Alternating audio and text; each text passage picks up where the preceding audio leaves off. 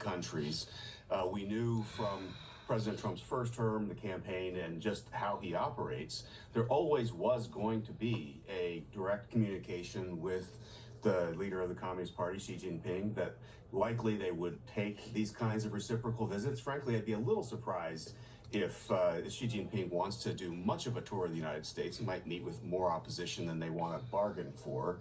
But the leaders are going to negotiate. President Trump is very, very much in his own environment in a tough negotiation. This will remain a tough negotiation. I think we've agreed to negotiate.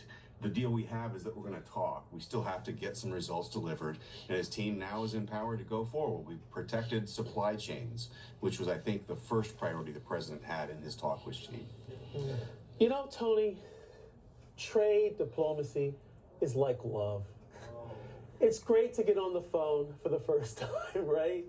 But it's all about getting to the date and where you can actually iron out differences and seeing commonalities to build something for the future. But both sides accusing each other of violating a deal aimed at reducing trade tariffs. So I think, as to President Trump's point, it was good to get on the call. It sounded good. Both sides, in terms of their envoys, will actually get together at some point in the future to iron out the details.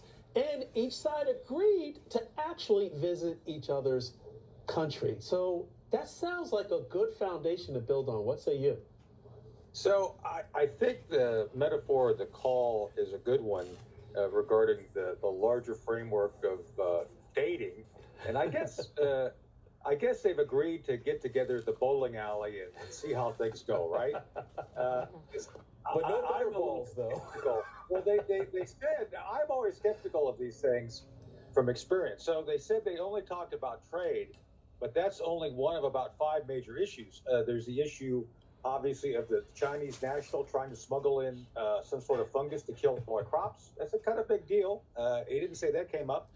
There's issues regarding the long-term stated goals of the Chinese military, the People Liberation Army, of dominating the Pacific Rim. That hasn't changed as far as I can tell regarding the Chinese aspirations.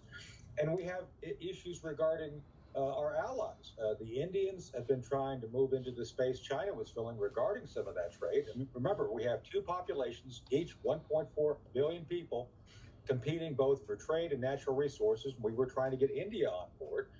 And obviously Russia and Ukraine.